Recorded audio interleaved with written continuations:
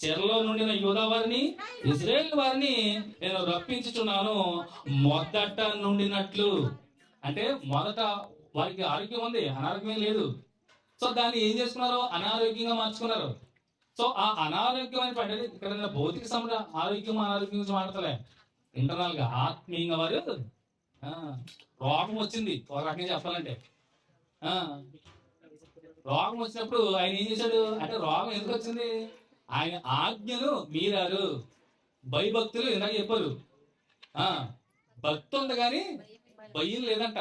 దేవుడంటే అసలు భయం లేదంట. వాళ్ళకి చెప్పిన మాటలు పేదవారు పెట్టారు, వాళ్ళకి ఇష్టానుసారంగా నడిచారు. అందుకనే మాట్లాడుతున్నాడు, మొదట నుండినట్లు వారిని స్థాపించుచున్నాను.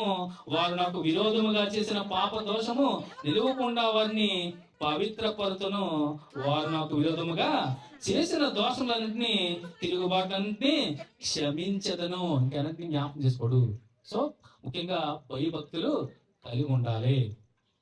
సో అట్టి వారికి ఖచ్చితంగా దేవుడు ఆరోగ్యము, ఎముకలకి సత్తువ కలిగిస్తారంట నిజంగా. మరి అలాంటి ఆరోగ్యం వచ్చినటువంటి దేవునికి ఏం చెప్పుకోవాలండి? మనందరం థ్యాంక్స్ చెప్పుకోవాలండి ఖచ్చితంగా. థ్యాంక్స్ ప్రతి రోజు కూడా.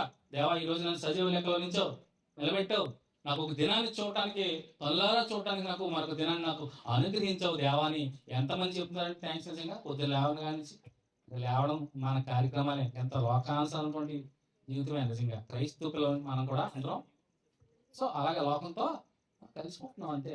దేవుని జ్ఞాపకం చేసుకుంటుందండి. ఏదైనా అస్వస్థత వచ్చినా, అనారోగ్యం వచ్చినా, లేదంటే ఏదైనా అవసరం ఉన్నా ఆ విషయాల్లో దేవుని జ్ఞాపకం చేసుకుంటాం. కానీ ప్రతి విషయంలో కూడా ఇందాక చెప్పారు చాలా చక్క, ప్రతి విషయంలోనూ కృతజ్ఞత చెల్లించాలి ఖచ్చితంగా. ఇలా చేయుట ఇది దేవుని చిత్తము.